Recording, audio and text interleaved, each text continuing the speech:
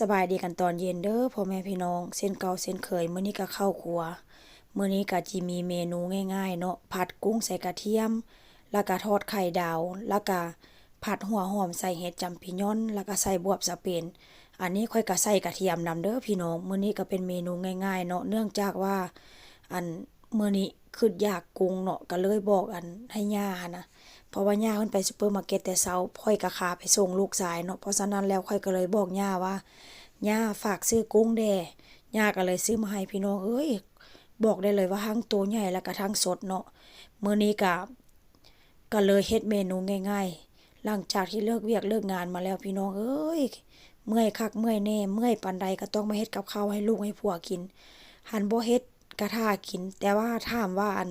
ลูกผัวก็เฮ็ดกินเองได้บ่เฮ็ดกินเองได้อยู่เนาะแต่ว่าก็คือฮู้กันนั่นแหละเนาะ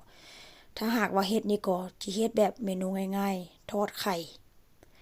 แล้วก็บางเทื่อก็ทอดอันไข่ใส่อันกุนเชียงบางเทื่อก็ทอดไข่ดาวพี่น้องถ้าหากว่าอันข้อยบ่เฮ็ดให้นี่ก็ถือว่าเฮ็ดแบบง่ายๆหั้นนะถามว่าขี้คร้านมักง่ายบ่มันก็บ่แม่นเนาะเอาแน่ๆว่าไว้เอาประมาณแบบว่าเอาเฮ็ดแบบง่ายๆแล้วกินง่ายๆจังซี้นะแต่ว่าอันข้อยเฮ็ดนี่ก็จิหลากหลายเมนูแด้พี่น้องเนาะอันข้อยเฮ็ดนี่ก็ได้ก็จิแบบว่า ผสมรวมกันแล้วก็จะเน้นผักเด้อเพราะว่าอันช่วงตอนเย็นนี้พวกข้อยก็จะบ่กินแบบว่าหนักๆปานใดเพราะว่ากินแล้วมันก็ต้องได้ไปนอนเนาะพี่น้องเพราะฉะนั้นแล้วก็เฮ็ดหลากหลายเมนูผสมกันไปเนาะบางเทื่อก็ส่วนหลายตอนกลางคืนก็จิเน้นผักเป็นส่วนใหญ่หรือว่าเป็นทอดไข่ดงไข่ดาวหรือไข่เจียวเนาะเพราะว่าหยัง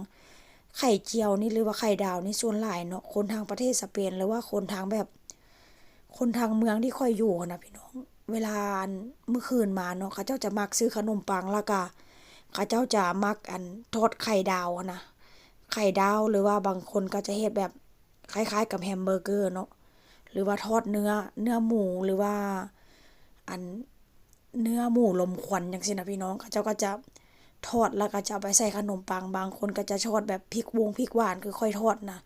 แล้วก็เอาไปใส่ขนมปังแล้วก็กินง่ายๆแบบนั้นเนาะบางคนก็จะทอดใส่ประมาณว่าทอดไข่ใส่กุนเชียง แล้วก็ไปกินกับขนมปังเป็นเมนูที่แบบว่าเฮ็ดง่ายๆแล้วก็กินง่ายๆพี่น้องคนทางนี้ส่วนหลายเนาะเขาเจ้าจะบ่กินหนักมื้อคืนใดบางคนก็จะกินแบบไข่ดาวหรือว่า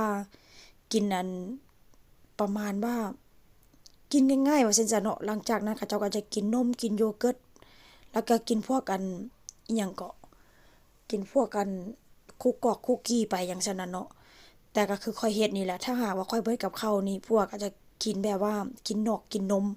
กินคุกกี้จั่งซี้ล่ะเนาะถ้า